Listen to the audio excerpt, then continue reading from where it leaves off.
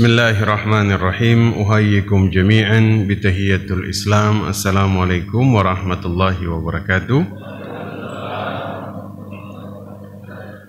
Alhamdulillah. Alhamdulillahilladzi la yansa man dzakara. Alhamdulillah. Alhamdulillahilladzi la yudayyi'u man syakara. Alhamdulillah. Alhamdulillahilladzi yajzi bihil ihsani ihsana wa bisabri najata wa kufrana. Ashhadu an la ilaha illallah wa ashhadu anna Muhammadan abduhu wa rasuluh, amma ba'du. Alhamdulillah, kita bisa bertemu kembali pada kesempatan pagi hari ini dalam keadaan sehat walafiat, dalam keadaan iman, dalam keadaan Islam. Semoga Allah senantiasa memberikan kebaikan kepada kita sehingga kita bisa terus melakukan ketaatan kepada Allah, dan kita bersyukur kepada Allah bisa terus menuntut ilmu. Dan kemudian, karena bahasa syukur ini kan Allah perintahkan syukur kepada Allah dan kemudian bersyukur kepada kedua orang tua. Saya jadi ingat dalam salah satu kitab dikatakan, inna thalathati ayatun nazalat maqrunatan bi thalathin. Ada 3 ayat yang diturunkan, dia ini berdampingan dengan 3 perkara. Fala yuqbalallahu ta'ala wahidatan minha illa biqarinatihi. Ada 3 hal yang Allah turunkan berdampingan dan tidak diterima salah satunya kecuali kemudian bergandengan dengan hal yang lain. 1, kata Allah, bersyukurlah kepadaku dan kemudian kepada kedua orang tua. Makanya dikatakan man syakarallah wa lam yashkuru walidayhi la yuqbalullah. Barang siapa bersyukur kepada Allah tapi tidak bersyukur kepada kedua orang tuanya, maka ditolak rasa syukurnya. Begitupun sebaliknya, barang siapa bersyukur kepada kedua orang tuanya tapi tidak bersyukur kepada Allah, maka ditolak rasa syukurnya. Kedua, ati Allah wa ati'ur Rasul. Ini juga bergandengan. Man ata Allah wa lam yuti'ir Rasul falam yuqbalullahu ta'ala. Barang siapa taat kepada Allah tapi tidak taat kepada Rasul, maka ketaatannya tidak diterima. Sebagaimana sebaliknya, barang siapa kemudian dia taat kepada Rasul tapi tidak taat kepada Allah, maka juga tidak diterima. Jadi beriringan itu, satu dengan yang lain itu makrunatan. Kemudian yang ketiga, aqimis salah wa ita'iz zakah. Dirikanlah salat, kemudian keluarkanlah zakat. Nah, ini juga berdampingan. Jika yang salah satunya ini dilakukan, yang satu tidak dilakukan, maka tertolak. Ada orang salat tapi tidak zakat, salatnya ditolak. Ada orang zakat tapi tidak salat, zakatnya ditolak. Ya. Maka kita bersyukur kepada Allah dan juga kepada kedua orang tua kita, agar rasa syukur kita kepada Allah diterima. Amin. Ya. Karena bisa hadir pada pagi hari ini di saat lebih banyak yang tidak bisa hadir atau tidak ingin hadir, ya, itu lebih banyak daripada yang kemudian Allah berikan kemudahan untuk hadir. Nah, saya diingatkan bahwa pagi ini kita, karena kemarin sudah disinggung, ya, kita bahas tentang rishwah. Yang terakhir kita bahas tentang korupsi, ya hari ini tentang rishwah.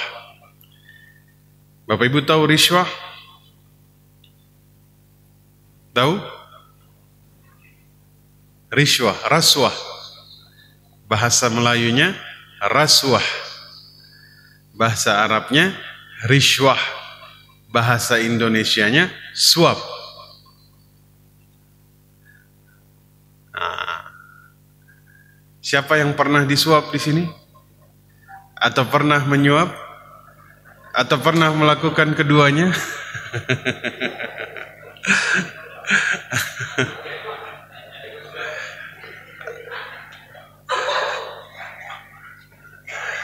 Jadi sebenarnya untuk memahami rishwa ini sederhana, ya, sederhana sekali. Seperti yang pernah saya sampaikan, nanti raswah atau rishwah ini kadang-kadang di zaman sekarang terkadang bahasanya ini dihaluskan atau disederhanakan. Nah, yang pernah saya sampaikan minggu lalu, talbisul iblis, ya. Iblis itu kalau dia main kasar, manusia itu cenderung mampu untuk menghindar, betul? Kalau dia main kasar. Tapi kalau dia main halus, nah ini yang agak repot. Karena nanti muncul bisikan-bisikan di dalam diri seseorang ketika hendak menerima suap. Udah ambil aja. Ini bukan suap ini. Ini hadiah. Atau ini hibah. Nggak masalah. Sehingga godaan halus ini membuat kita, oh iya ini bukan suap ini. Ambil aja. Ini hibah ini. Hadiah, tahadu, tahabbu. Saling-salinglah kalian memberikan hadiah, maka kalian akan saling mencintai. Ini jelas.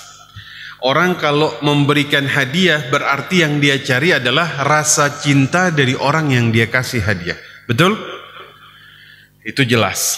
Untuk semakin mengikat tali silaturahim antara satu dengan yang lain, maka dia akan saling memberikan hadiah antara satu dengan yang lain. Orang berwakaf, apa yang dia cari? Kalau hadiah, mencari rasa cinta manusia, betul? Kalau wakaf, rasa cinta siapa yang dia cari di sini? Allah. Jelas? Sekarang rishwah, suap. Apa yang dia cari? Kelancaran, ya. Kalau ada yang kemudian membahasakan begini, kelancaran.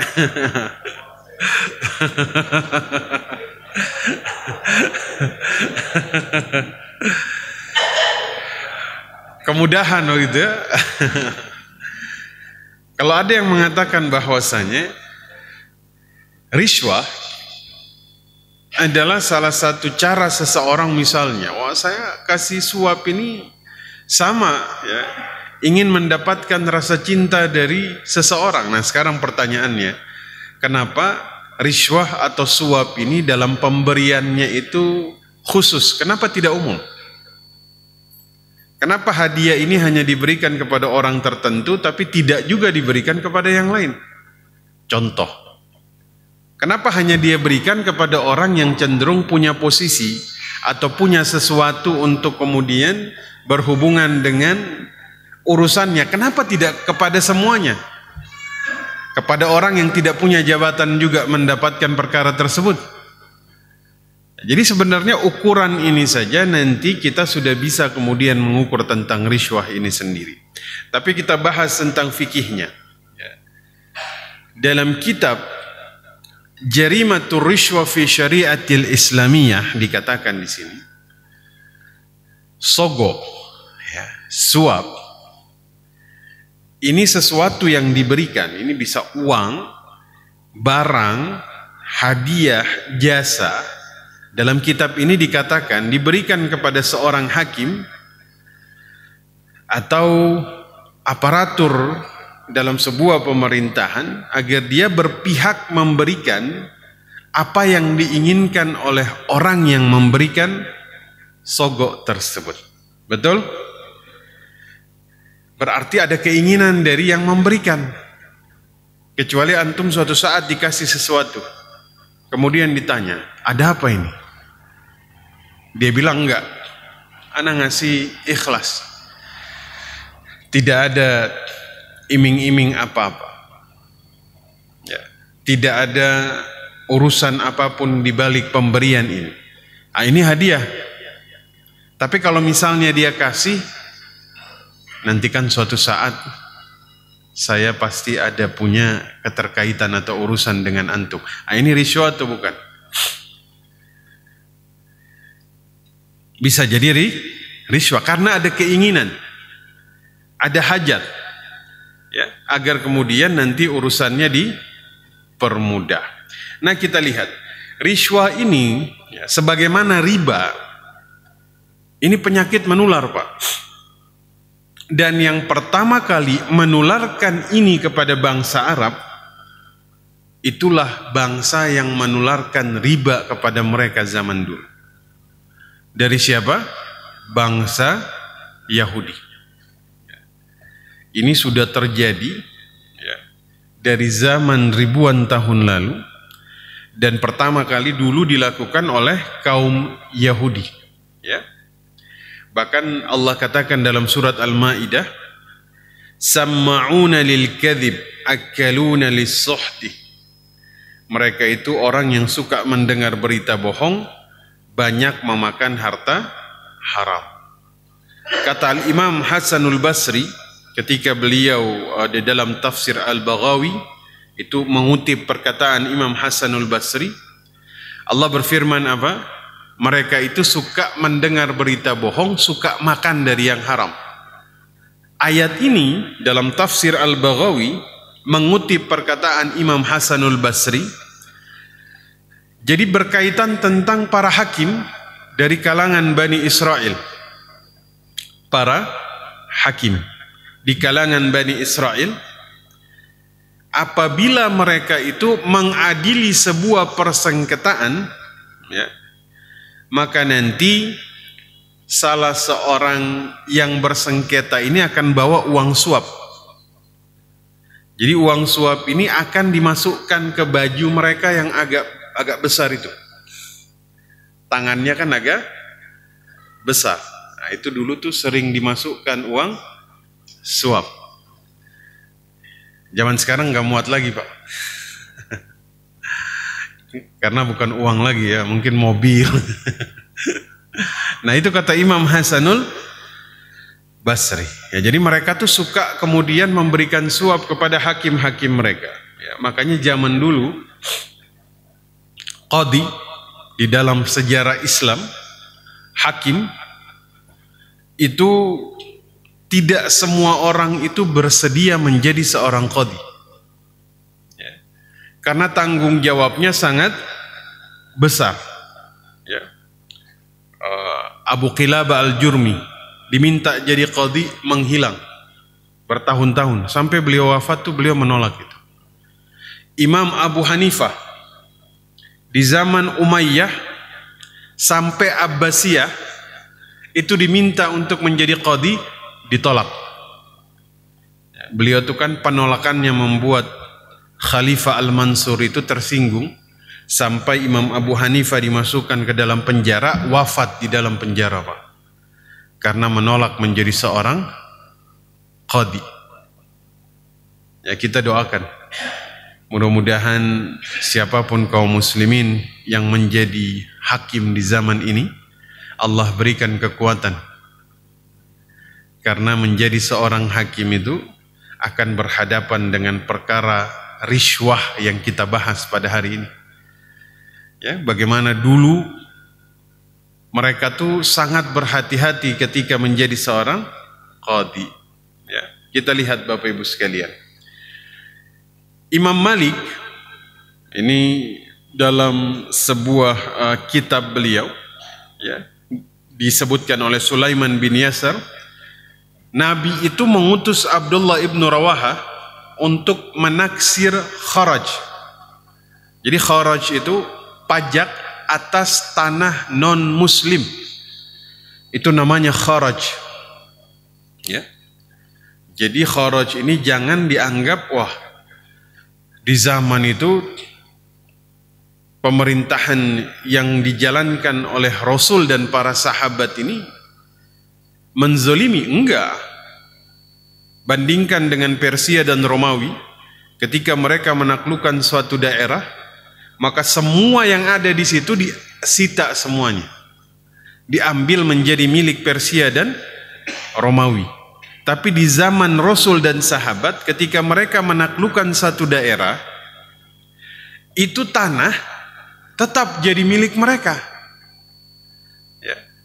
Non-Muslim yang kemudian ditaklukkan itu tidak dipaksa masuk Islam.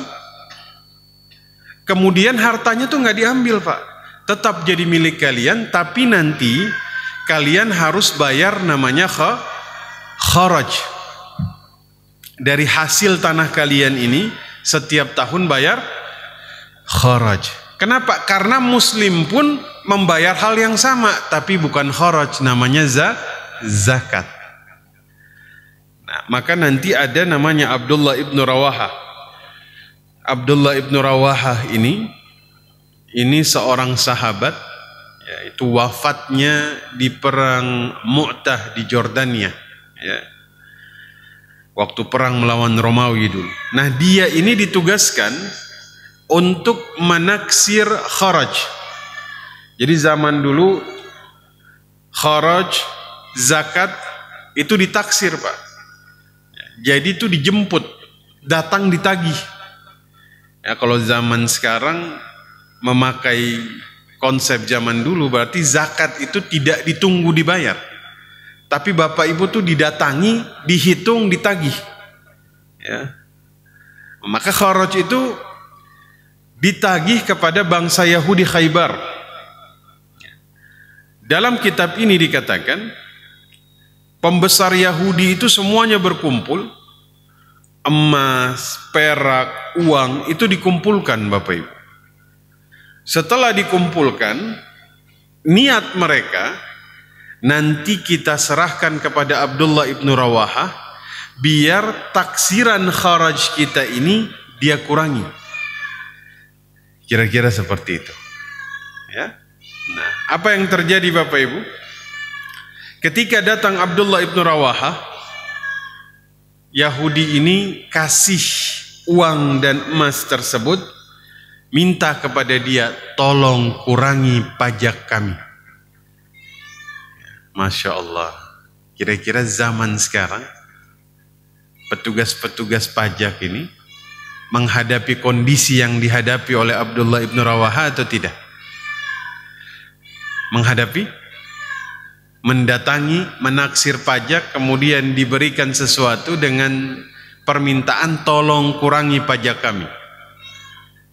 Zaman sekarang muncul seperti ini atau tidak? Ada, ya. Nah, kita lihat jawaban dari Abdullah ibnu Rawahah.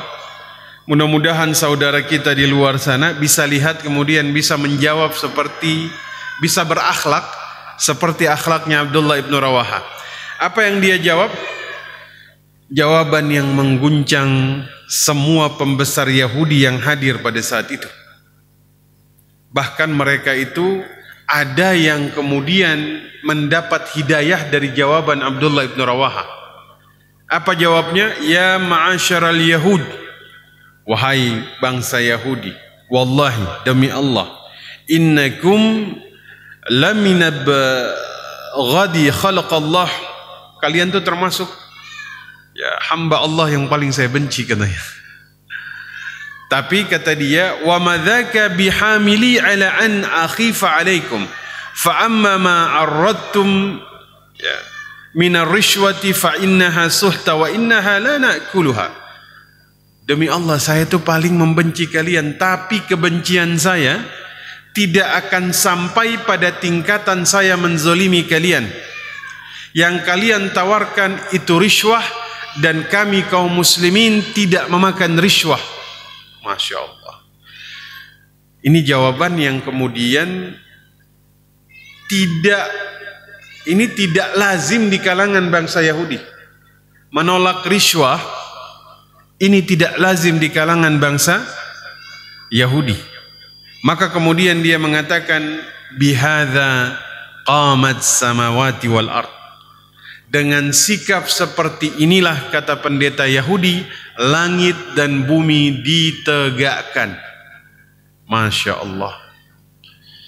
Bagaimana seorang Abdullah ibnu Rawahah dengan akhlaknya berbicara tentang Islam kepada bangsa Yahudi tanpa harus mengucapkan kalimat yang panjang lebar, tapi dia hanya menunjukkan akhlaknya, sehingga akhlak ini berbicara lebih banyak dari kata-kata.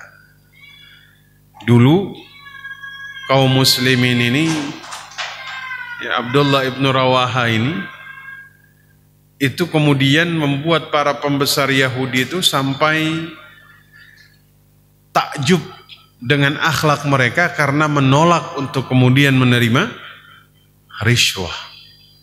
Ya, ini kan pernah terjadi, ya, dalam sebuah kisah waktu zaman Ali bin Abi Thalib menjadi seorang khalifah. Ya, beliau kehilangan baju besinya. Ya, baju besinya hilang. Lagi jalan di pasar, beliau ketemu seorang pedagang Yahudi yang sedang menjual baju besi yang Ali itu meyakini itu miliknya. Ya. Yang luar biasanya, ketika Ali mengatakan bahwa ini adalah milik saya, dibantah oleh Yahudi tersebut. Ini milik Ali itu, padahal statusnya adalah presiden lah, khalifah. Kalau beliau mau menggunakan status itu untuk mengambil dengan paksa, siapa yang bisa melawan? Akhirnya mereka tuh bawa perkara ini ke hakim, qadi. Akhirnya diputuskan perkara tersebut, Ali bin Abi Thalib itu diwajibkan menghadirkan saksi yang bisa berhujjah bahwa baju besi ini milik Ali bin Abi Thalib. Ali hanya bisa menghadirkan Hasan, Husain, kemudian Fatimah, istrinya. Kata hakim, kesaksian dari ahli keluarga ditolak. Akhirnya yang menang siapa? Yahudi tersebut. Ini pertanyaannya, Pak. Yang ngangkat hakim itu siapa? Ali. Yang bayar hakim itu siapa? Ali. Ini Yahudi tahu ini milik Ali. Tapi ketika dia menang dalam perkara tersebut, dalam status dia sebagai seorang Yahudi, berperkara dengan seorang khalifah, di mana khalifah ini adalah seorang muslim, hakim adalah seorang muslim, dia seorang Yahudi yang minoritas pada saat itu, sudah pasti dia akan kalah kalau posisi ini ada di tengah bangsa Yahudi.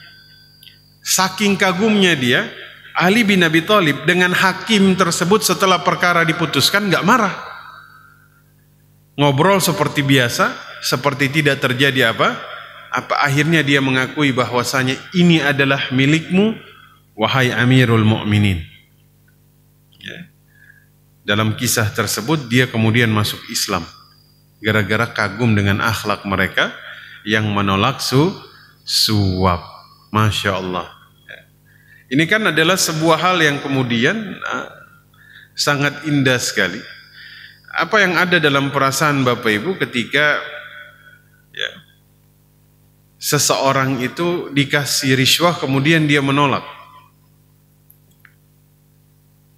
Mohon maaf Pak, saya tidak menerima, ini sudah menjadi tugas saya. Kita kagum nggak sama orang seperti ini? Kita takjub nggak sama orang seperti ini? Takjub. Ya. Maka kita lihat, riswah ini memang dampaknya cukup menghancurkan. Ya, makanya riswah ini menghancurkan tatanan kehidupan sosial masyarakat. Kok bisa riswah itu sampai dalam tahapan seperti itu? Daya rusaknya ini bisa menghancurkan tatanan hidup masyarakat. Kita lihat, kadang-kadang harga naik itu karena riswah. Betul? Barang diimpor. Oke? Masuk ke Indonesia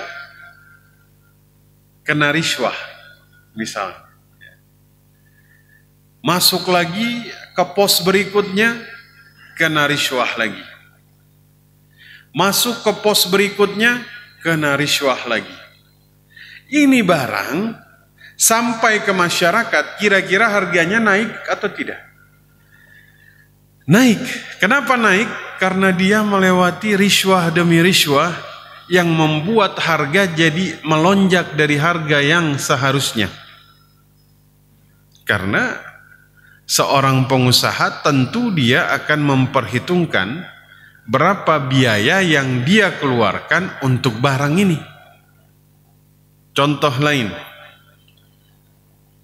tanah warisan seseorang bisa pindah ke orang lain yang seharusnya hak dia, bisa pindah jadi hak orang lain karena riswah. Betul? Tuh, bagaimana Rasul itu kemudian melaknat yang menyuap dan yang disuap. Dua-duanya dilaknat. Bagaimana kemudian kita melihat ada putra-putri terbaik bangsa yang kemudian terpinggirkan. Seharusnya dia berada di dalam satu posisi, terpinggirkan, diisi oleh seseorang yang bukan punya kompetensi di situ. Karena apa? Riswah. Makanya riswah ini kalau dia masuk dalam satu perkara, hancurlah semuanya.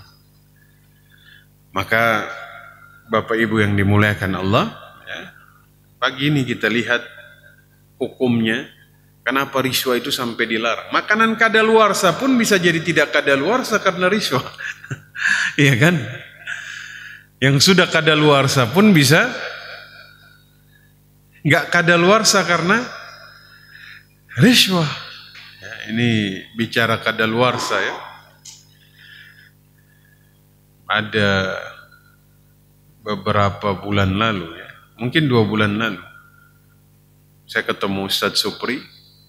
Pagi hari, siangnya beliau buang-buang air. Ya.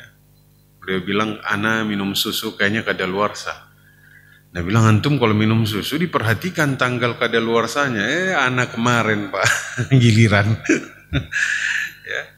Di hari apa begitu, beli makanan gak lihat kadaluarsanya, makan, wah langsung naik asam lambung. Pas lihat, ternyata udah lewat masa kadaluarsanya. Nah itu ya, sesuatu yang sudah kadaluarsa juga bisa dijual di pasaran karena riswah.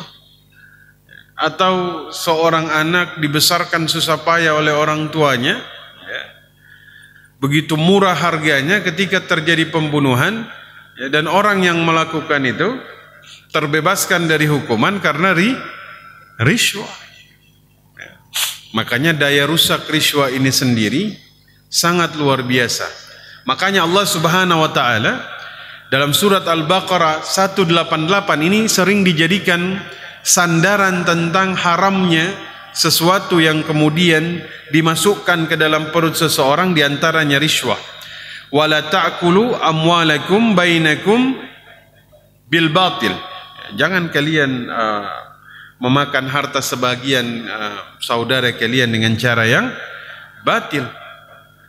Maka di sini dikatakan ya, dalam tafsir Imam Ar-Razi ya, dikatakan bahwa Allah itu melarang tegas riswah ya, di dalam ayat ini ketika seseorang dilarang memakan harta orang lain dengan cara yang batil ya, ini tegas sekali ya, wala ta'kulu amwalakum bainakum bil batil ya.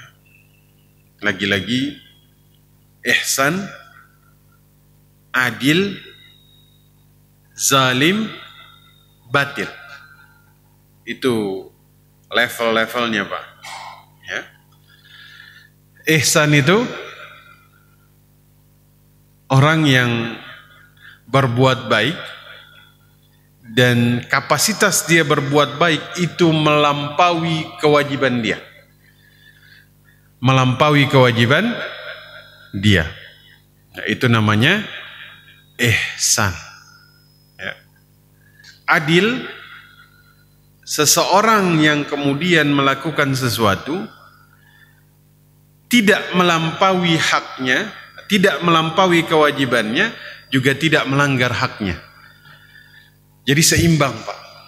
Itu namanya adil. Zalim itu melanggar haknya, kemudian di bawah kewajibannya. Nah, itu namanya zalim atau batil. Mudah-mudahan kita jadi orang-orang yang ihsan. Amin ya rabbal alamin. Nah, makanya kemudian kita lihat di sini Rasulullah sallallahu alaihi wasallam, Allah di dalam Al-Qur'an itu melarang dengan tegas. Rasul itu mendoakan. Ya, Masya Allah. Bapak Ibu, kalau kemudian yang mendoakan itu seorang ustadz, ya, dan yang mendoakan itu adalah Rasul, kira-kira tingkat ketakutan kita itu berlaku pada doa seorang ustadz atau seorang manusia biasa atau kepada doa seorang Rasul? Doa seorang Rasul. Maka kita dengar bahwa Ibnu Umar itu kemudian mengatakan bahwa Rasul itu melaknat, mendoakan. Ya, Rasulullah ini jarang beliau itu sampai dalam tingkatan melaknat, mendoakan keburukan kepada musuhnya sekalipun. Sikap rahmah beliau, al-hilmnya itu tinggi, Pak. Betul? Orang dalam sebuah peperangan, Da'thur ya kalau tidak salah, mendapati Nabi itu sedang duduk di bawah pohon korma. Dia taruh pedang di lehernya Nabi, dia tanya, "Ya Muhammad, siapa yang melindungimu?" Bapak Ibu dalam posisi seperti ini jawabannya apa?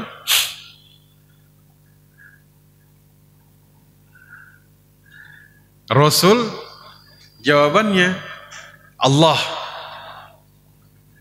Ini orang kaget dengan jawaban yang kemudian mengandung tawakal yang sangat tinggi, jatuh pedangnya, Pak. Sekarang pedangnya diambil sama Nabi, ditaruh di lehernya. Siapa yang melindungimu sekarang, Da'thur? Kata dia, engkau ya Muhammad. Apa kata Nabi? Ini pedang kalau tidak saya ayunkan, sudah takdirmu mati, matilah kamu. Maksudnya Nabi mengajarkan dia tentang takdir, tauhid. Tuh lihat, pemaafnya Nabi luar biasa. Wal afina anin nas, terkenal. Ya kan? Mendoakan musuhnya sekalipun didoakan. Ya. Di ketika peristiwa Taif kan, dilempar pakai batu, pakai kotoran, ditawarkan malaikat untuk kemudian mengangkat dua buah gunung Akhsyabain liyutbiqa 'alal ladzina zalamuk wa adzuk. Silahkan ya Muhammad, perintahkan ini dua buah gunung akan diangkat, akan dicampakkan kepada orang-orang yang menghina dirimu. Diterima? Diterima? Ditolak, Pak. Justru beliau mendoakan kebaikan. Semoga dari sulbi-sulbi mereka lahir anak keturunan yang mentauhidkan Allah. Kalau Bapak Ibu dapat tawaran seperti ini ditolak? Ini Bapak Ibu lagi jalan, dilempar pakai kotoran, terus dicaci maki, difitnah. Habis itu ditawarin, Bapak Ibu, ini ada dua buah gunung, diperkenankan kalau mau ini dilempar kepada orang, bukan satu orang, sekampung yang menzalimi Bapak Ibu. bilang, ya Allah kalau bisa tambah gunungnya jangan 2. Ya, kalau bisa 3 ya Allah, jangan 2. Ini kampung ini nggak cukup 2 gunung, ini harus 3 ini, baru rata dengan tanah. Nabi menolak, tuh, justru mendoakan kebaikan. Dulu Nabi ketika jalan, ada seorang wanita Yahudi, itu naik di atas rumah, dia cari sampah yang paling bau, yang paling kotor. Kotoran manusia itu ada di situ. Dia lempar ke seseorang yang sering melewati jalan itu. Dia tunggu reaksinya. Apa reaksinya? Biasa. Ini orang yang dilemparin itu cuman bersihin, habis itu jalan lagi. Wah, ini reaksinya kok seperti ini. Besok tungguin lagi. Kumpulin lagi. Ya, mau kotoran manusia, bekas kencingnya orang, sampah yang baunya itu sudah menyengat dia kumpulin.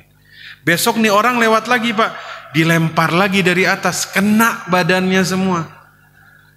Dia tungguin reaksinya. Marah ini orang? Enggak Pak. Cuman bersihin biasa, enggak mengumpat, terus dia jalan lagi. Itu kalau saya lihat ke atas nih yang mana nih yang lempar kan. Saya cari ini ada enggak batu di sini ya. Saya lempar lagi nih kan. Apalagi ini dilempar pakai air kencing ini ya. Besoknya lagi kayak gitu juga Pak. Tapi ini orang reaksinya biasa aja. Yang mengherankan, nih orang udah tahu setiap lewat sini dilemparin pakai kotoran. Tapi masih lewat juga. Ternyata ini orang yang lewat gak sampai hati ngecewain yang sudah ngumpulin kotoran susah payah. Ini kalau anak kagak lewat, sedih dia. Sudah dikumpulin, yang lewat kagak lewat. Tuh, sampai segitunya. Gak mau ngecewain yang sudah ngumpulin kotoran Bapak Ibu. Sampai suatu saat yang biasanya lewat, kok gak dilemparin. Yang lemparin kok gak ada. Dicari tahu ternyata yang lemparin lagi sakit. Akhirnya dicari, oh lagi sakit ternyata. Dimasakin, dibersihin rumahnya. Masya Allah. Tuh. Apakah beliau kemudian melaknat yang ngelemparin pakai kotoran? Enggak. Tapi beliau melaknat umatnya sendiri yang kemudian melakukan riswah. Tuh. Musuhnya yang berbuat zalim ke beliau, tidaklah beliau laknat. Tapi umatnya sendiri yang memakan dan memberi riswah, itu dilaknat. Bapak Ibu tahu laknat? Laknat itu menjauhkan seseorang dari rahmat. Rahmat itu kalau hilang dari kita, Nabi mengatakan, ma nuzi'at ahadin min rahmah illa syaghi. Kalian itu kalau Allah cabut rahmat dari diri kalian, kalian celaka. Kalau Allah mencabut rahmat dari diri seorang hamba, maka kalian celaka. Kalau Nabi mendoakan laknat kepada seseorang, kira-kira dia celaka atau tidak? Celaka. Kenapa? Karena Nabi itu melaknat orang yang menerima suap dan memberi suap sampai dalam tingkatan semua amal ibadahnya tidak bisa menyelamatkan dia di sisi Allah. Kita tuh pernah membahas di sini 2 situasi. Ada seorang perempuan penzina, ada seorang perempuan ahli ibadah berdasarkan hadis Nabi. Ini hadis masyhur ya. Satu penzina itu melihat anjing yang kehausan, masih punya rahmah dalam dirinya. dia ambil air, dia kasih minum, dia selamat, dia masuk syurga. Di sisi yang lain Nabi bercerita ada seorang wanita ahli ibadah masuk neraka gara-gara kucingnya dia ikat, tidak dia kasih makan, sengaja disiksa. Ya finnar. Berarti kan dua kisah yang Nabi sampaikan ini menggambarkan satu orang wanita yang hilang rahmahnya dengan satu orang wanita yang masih punya rahmah. Yang satu ahli ibadah, yang satu ahli maksiat. Bagaimana rahmat yang masih ada di dalam diri seorang wanita penzina itu menyelamatkan dirinya di akhirat. Maka kalau Nabi kemudian mengatakan la'ana, dilaknat seseorang yang kemudian memberikan sogok dan menerima sogok, berarti ini sama saja membuat orang tersebut dijauhkan dari rahmat Allah. Maka saya mendoakan, ya, ini terjadi ketika dia belum bertaubat. Ya. Semoga Allah mengampuni dosa kita dalam perkara risyuah ini. Ya, misalnya kita melakukan sesuatu yang kira-kira mungkin tidak sengaja kita lakukan dan itu masuk kategori risyuah. Amin ya rabbal alamin. Kita masih 10 menit lagi ya, jadi 50 menit penyampaian, sudah 40 menit. Ternyata masih banyak juga ini. Saya minum dulu Bapak Ibu ya. Bismillah. Nah, maka sogok menyogok ini termasuk kebatilan, zalim, karena dia telah melanggar hak orang lain. Ya. Jadi Allah Subhanahu wa taala itu kemudian melarang perbuatan ini. Sebagaimana Nabi sallallahu alaihi wasallam mengatakan, "Ma min dzambin ajdaru ay yu'ajjalallahu ta'ala li sahibihil uqubah fid dunya ma'a yudakhiru lahu fil akhirati al-baghyu wa qati'atir rahim." Tidak ada dosa, kata Nabi, yang lebih pantas disegerakan Allah turunkan azabnya kepada pelakunya di dunia. Ya, jadi di dunia dia dipercepat, di akhirat juga tetap disediakan. Al-baghi, yaitu menzolimi dan melanggar hak orang lain dan memutuskan kekerabatan. Ya, maka memang dua hal. Melanggar hak orang lain dan memutus kekerabatan itu termasuk dosa yang dipercepat hukumannya di dunia. Qati'ur rahim. Makanya dalam sebuah hadis disampaikan ada 3 ciri penghuni surga. Ya. Al-insanu ilal musi, berbuat baik kepada musuh. Ya. Al-afwu amman zalama, memaafkan orang yang menzalimi. Wasilur rahim, menyambung silaturahim. Ini 3 ciri penghuni surga.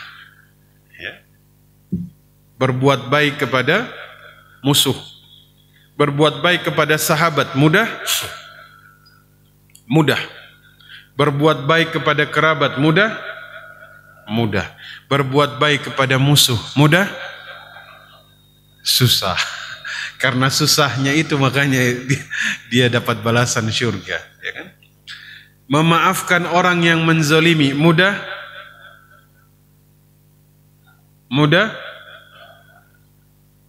Ini level-levelnya itu ada Pak ya. Level pertama itu wal kaziminal ghaiz, tahan rasa marah.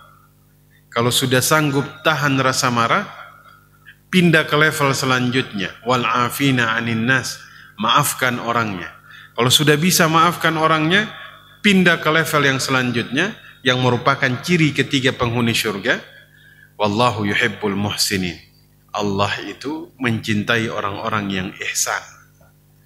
Tahan, maafin,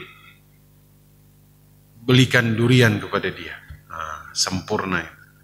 Tapi jangan kepada Ustadz Supriyadi ya, beliau nih cium durian sudah pusing beliau. Jadi kalau antum belikan durian kepada Ustadz Supriyadi bukan menyambung kebaikan, itu bisa menimbulkan. Nah, maka kemudian dosa yang disegerakan balasannya di dunia tidak ditunggu di akhirat, kata Nabi, yaitulah melanggar hak orang lain. Ya, makanya kemudian ini tidak menutup kemungkinan Bapak Ibu. Kadang-kadang di sebuah negeri Allah itu menyegerakan hukuman kepada kaum tersebut silih berganti diakibatkan karena mereka itu sudah melazimkan yang namanya riswah atau suap. Ya. Semoga kita Allah lindungi ya. Amin ya rabbal alamin. Ya, karena ketika sesuatu sudah dilazimkan, maka kita tuh menunggu kehancuran untuk datang. Ya, kita tuh seperti menghalalkan azab itu turun kepada kita. Ya, sebagaimana Nabi menyampaikan, jika riba dan zina itu marak di suatu negeri, waqad ahallakum bi'adzabillah, maka kalian tuh seperti menghalalkan diri kalian untuk mengundang azab Allah Subhanahu wa taala. Kita lihat zaman sekarang itu zina tuh sudah dianggap biasa. Waliyadzubillah. Ya, anak muda zaman sekarang itu di luar sana, mudah-mudahan Allah lindungi anak keturunan kita. Amin ya rabbal alamin. Anak soleh itu kan, anak itu kan punya 4 tingkatan Pak ya. Anak sebagai qurrata a'yun, anak sebagai perhiasan, zinatul hayatid dunya, anak itu sebagai fitnah, anak itu sebagai musuh. Ya. Maka seorang ayah itu yang membantu anaknya untuk berbakti kepada kedua orang tuanya, maka dia ini mendapat kategori orang tua yang dirahmati. Ya. Karena terkadang tuh masalah anak dan orang tua itu berperan untuk kemudian menghindarkan mereka dari perkara-perkara haram seperti ini. Kita tuh sudah mengajarkan kepada mereka, ya, karena nanti ya, bisa kita bayangkan ya, masalah bakti ini kan 4 ya. Man barra liwalidayhi inda hayatihima wa inda wafatihima fahuwa waladun saleh. Seseorang yang berbakti kepada kedua orang tuanya ketika masih hidup kedua orang tuanya, dan ketika wafat orang tuanya, maka dia anak saleh. Waktu orang tuanya hidup dia saleh, dia berbuat baik kepada kedua orang tuanya.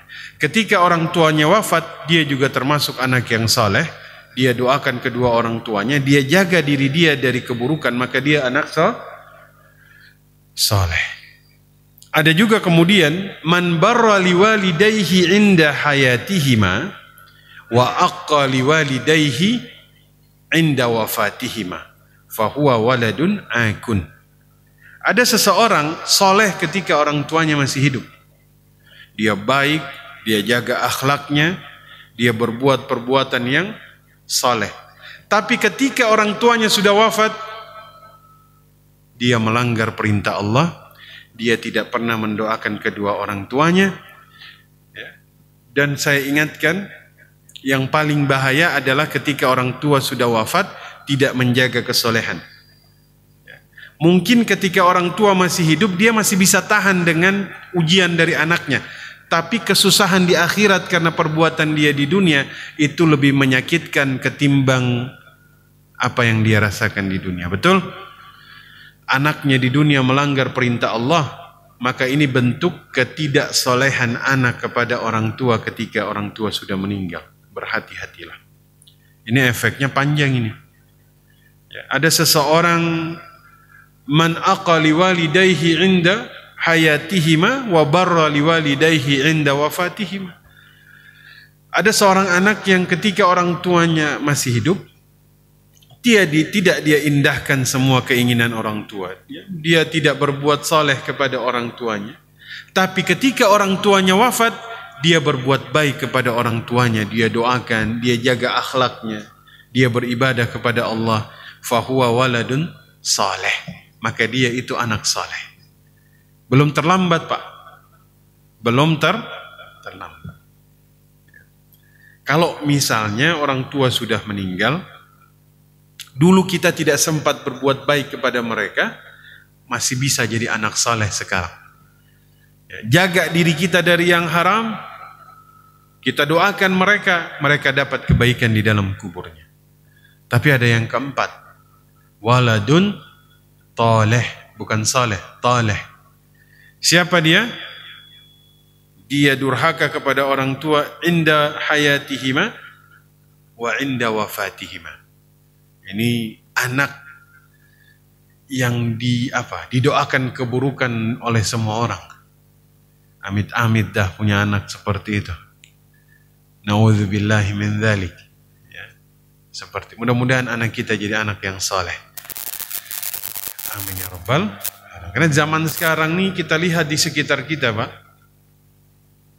Zina dan perkara yang haram di antara anak muda itu sudah dianggap biasa. Wanita menunjukkan auratnya, badannya penuh tato, biasa zaman sekarang. Mudah-mudahan Allah berikan hidayah kepada mereka. Allah berikan kelembutan hati. Sepertinya tuh hal yang aneh. Betul? Ya, Masya Allah. Kita lanjut minggu depan. Karena belum selesai ini ya. Ternyata riswah ini tidak sesingkat yang kita kira. Ya. Izin minggu depan baru kita selesaikan, 2 minggu lagi. Ini soalnya masih ada, masih cukup banyak ternyata nih. Kita tanya jawab saja dulu ya. Tadinya saya kira satu pertemuan beres ini ya. Ternyata nggak beres. Bukan nggak beres apa-apa, tidak selesai. Silakan kalau ada pertanyaan, tafadhal.